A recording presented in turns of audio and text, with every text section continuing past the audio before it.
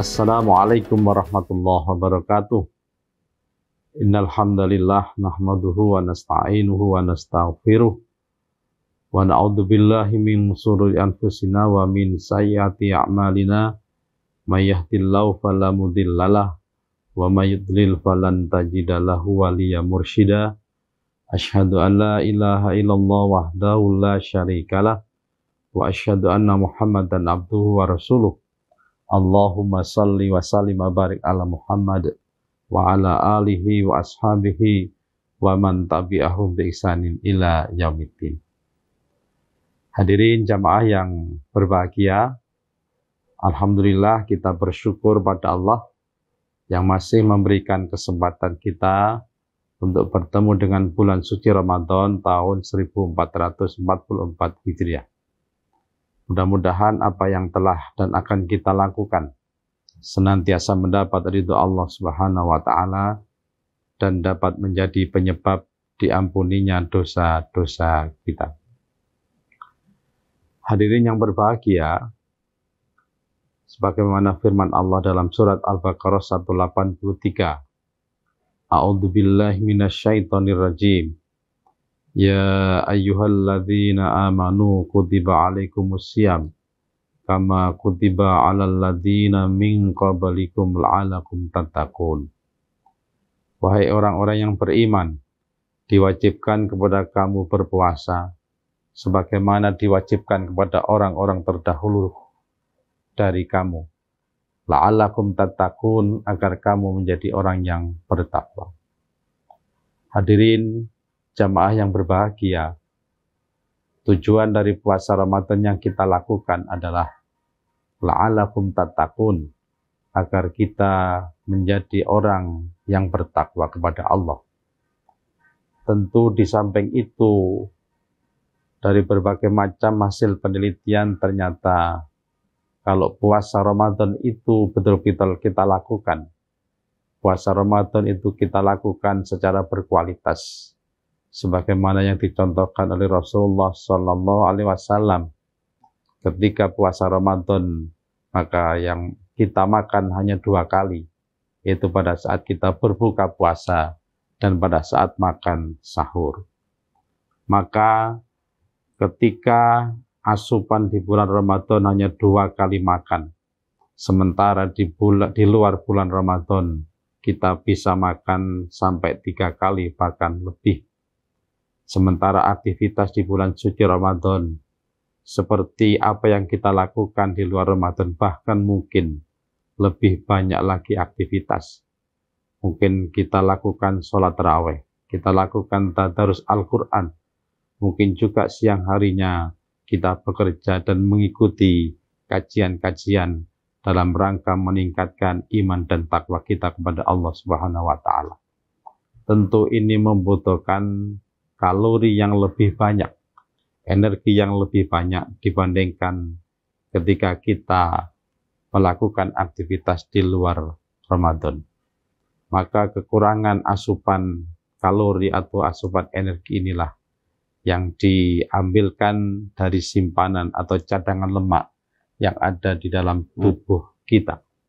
Sehingga secara logika orang yang berpuasa punya kecenderungan berat badannya akan menurun karena banyak cadangan energi, cadangan kalori yang diambilkan dari simpanan lemak yang ada di dalam tubuh kita.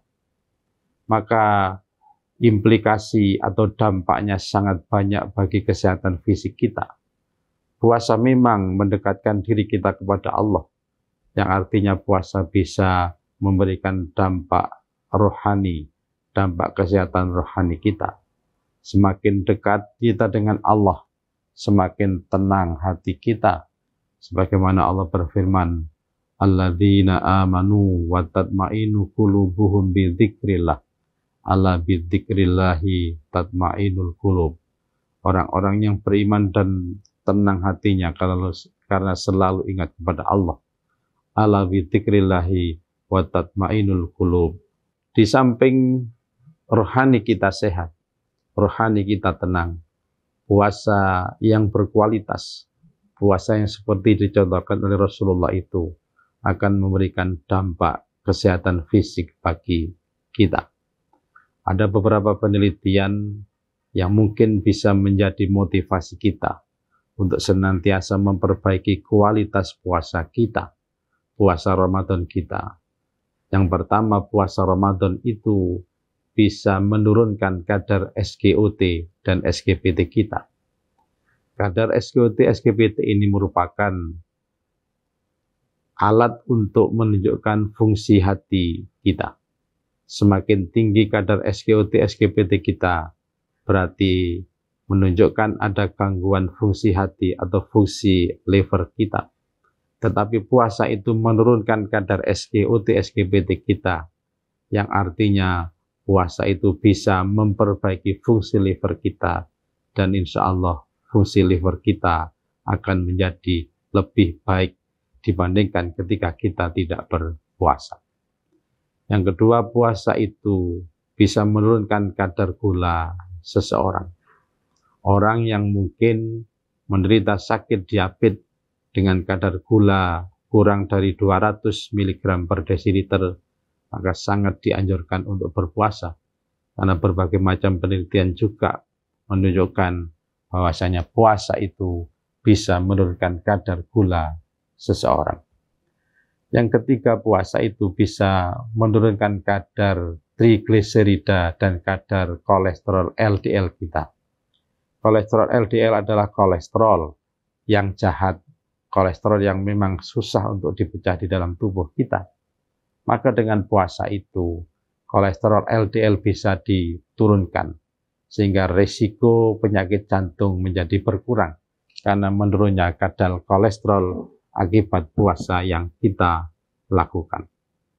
Yang keempat, puasa itu bisa menurunkan tekanan darah kita.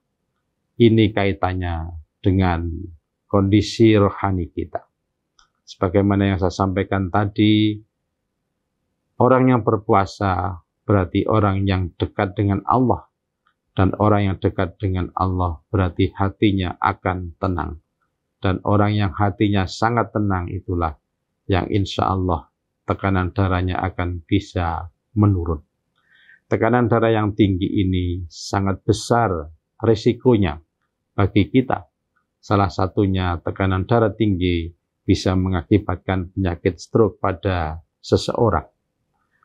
Tekanan darah tinggi bisa saja diakibatkan oleh stres yang berlebihan atau stres yang berkepanjangan, yang tentu ini berakibat pada tekanan darah kita yang meningkat. Maka dengan puasa Ramadan, hati kita menjadi tenang, kita dekat dengan Allah, insya Allah tekanan darah kita akan menurun, tekanan darah kita akan menjadi lebih stabil karena ketenangan hati kita. Yang kelima, puasa itu bisa menyembuhkan penyakit mah fungsional. Penyakit mah fungsional ini karena kita juga mengalami stres yang berlebihan. Karena stres yang berkepanjangan, maka itu bisa mengakibatkan mah fungsional. Maka mah fungsional ini kaitannya dengan stres, maka bisa disembuhkan dengan puasa Ramadan. Karena ketenangan hati kita tadi, karena kedekatan diri kita dengan Allah Subhanahu wa Ta'ala.